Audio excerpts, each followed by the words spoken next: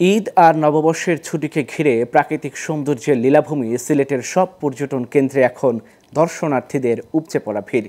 বিভিন্ন রাস্তায় গাড়ির দীর্ঘ সারিতে চরম দুর্ভোগের শিকার হচ্ছেন সাধারণ যাত্রীরা। এদিকে সার্বিক নিরাপত্তা নিশ্চিতে কাজ করছে জেলা পুলিশ। সিলেট থেকে মোহাম্মদ মাহতাবউদ্দিন তালুকদারের পাঠানো তথ্যচিত্রে ডেস্ক রিপোর্ট।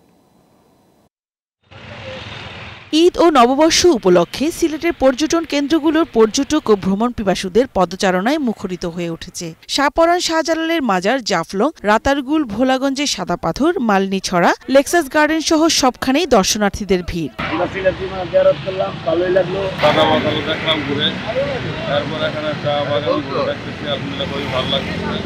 তবে সাদা পাথর এলাকায় খাবারের বাড়তি দাম ও মালনীছড়া চা বাগানে প্রবেশে চা শ্রমিকরা 100 থেকে 200 টাকা চাঁদা দাবি করছে বলে অভিযোগ ভ্রমণ পিপাসুদের। জুলুম করে আমাদের থেকে টাকা নেয়, আমাদের যে সময়টুকু দেওয়া হয় এই সময়টুকু 800 করে টাকা নেয়, 6 জনের বেশি লোক নেয় না। 10 টাকার 15 টাকার পানি দেয় 30 টাকা।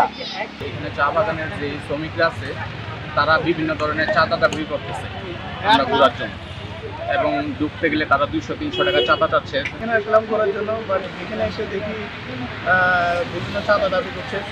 জেলা প্রশাসক জানান, পর্যটকদের যে কোনো ধরনের সমস্যা সমাধানে প্রশাসনের পক্ষ থেকে প্রয়োজনীয় ব্যবস্থা নেওয়া হয়েছে। এখানে পর্যটকদের সার্বিক ব্যবস্থাপনা, নিরাপত্তা এবং তারা যেন নির্বিঘ্নে পর্যটনের স্থানগুলো ঘুরতে পারে, উপভোগ করতে পারে, সেজন্য কিন্তু আমাদের এখানে সেরকম অ্যারেঞ্জমেন্ট আয়োজন রয়েছে।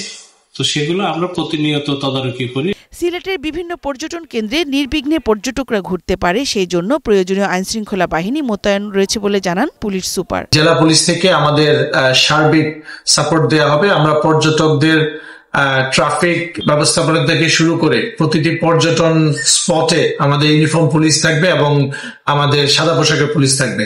সিলেটের পর্যটন শিল্পকে আরও বিকশিত করতে পর্যটন মন্ত্রণালয়কে প্রয়োজনীয় ব্যবস্থা নেওয়া সহ পর্যটকদের নিরাপত্তা আরও কার্যকর ব্যবস্থা নেওয়ার দাবি সংশ্লিষ্টদের।